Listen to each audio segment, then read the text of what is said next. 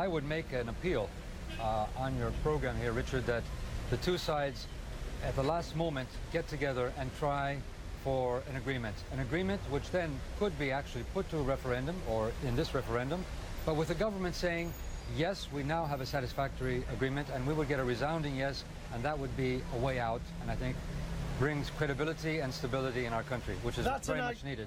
That's an ideal, but do you know anything about the talks that's taking place, or the way in which this framework would take place?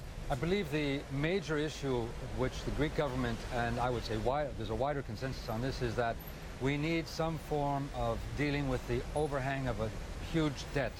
We're not talking about the principal, the haircut of the principal, we're talking about maturity, we're talking about interest rates, but in any case, make sure that the pain and the drag of the debt, which is also not only on the Greek people, but even the psychology in the markets which we want to access, is very important. That's one basic thing. On the other hand, we need to show, the Greek government needs to show not so much the fiscal austerity issue, but the wider reforms which we need to make in Greece to make us sustainable. It's almost impossible. Well, the Greek government says it will not make that payment to the IMF tonight. That's your understanding?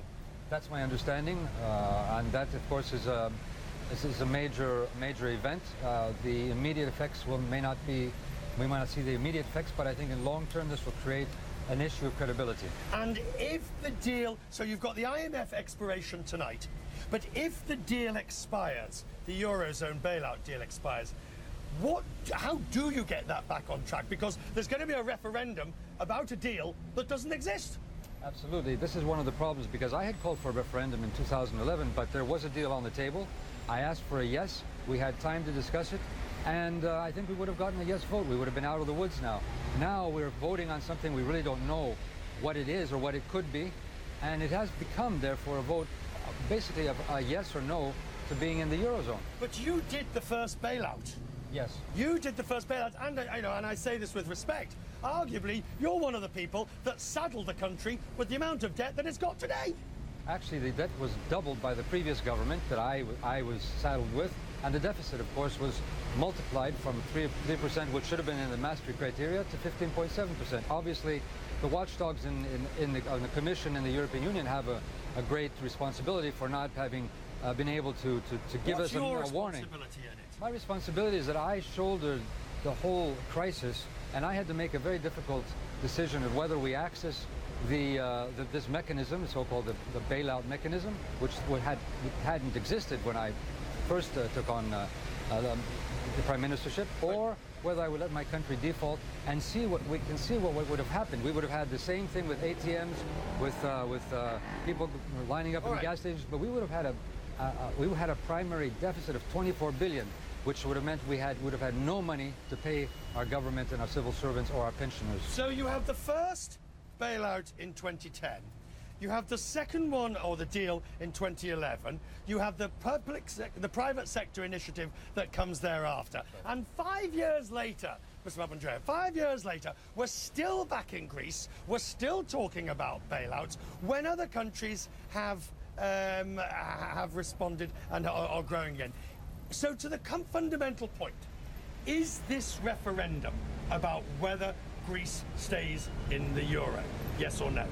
As it has been put today, without a very clear view as to what we're voting for, in the end it's becoming a vote of staying in the euro, trying to find a deal, or saying no and slipping, and I would say slipping out or sliding out, because it'll be a very painful exit, which won't come immediately, but we will most likely be suffocating, and then at some point, whatever government is in power will have to say, well, let's go to the drachma. So it is a referendum de facto on Eurozone membership.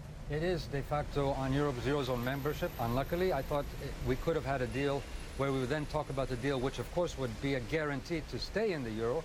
But if you have a prime minister and a government, and then you have the Greek people, if they decide to say no, which I can understand the sense of austerity after 5 years, as you said, the frustration. We were almost out in the markets, but there is a frustration, there's a pain. People think that maybe a no will be a liberation. I think it will be further dependency and further misery in our country.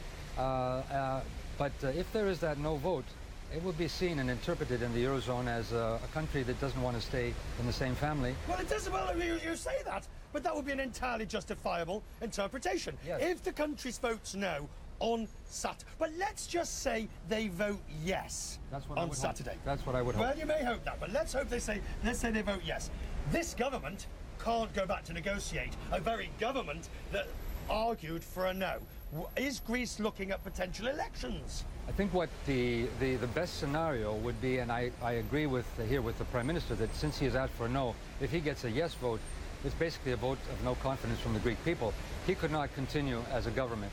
What we could do is then create a wider, I would say ecumenical, if you like, government, which would be hold talks with the European Union. We would have an extension of the program and come up with a new agreement and then go to elections sometime in the fall.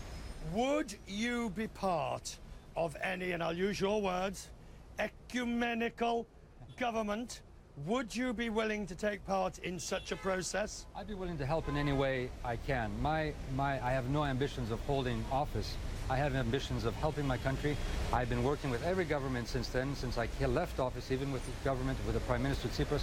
I said I support him to be successful in getting an agreement. I'm sorry he did not. I criticize him for that.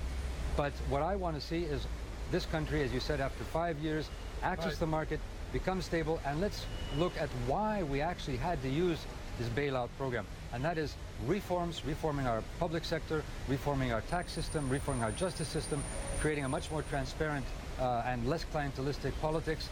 That is what Greece needs. I want to leave on this one question, and it's this. People watching will say Greece has had hundreds of billions. It's a basket case economy, beautiful country, but a basket case economy. They couldn't organise a proverbial in a brewery. They are better off outside the euro.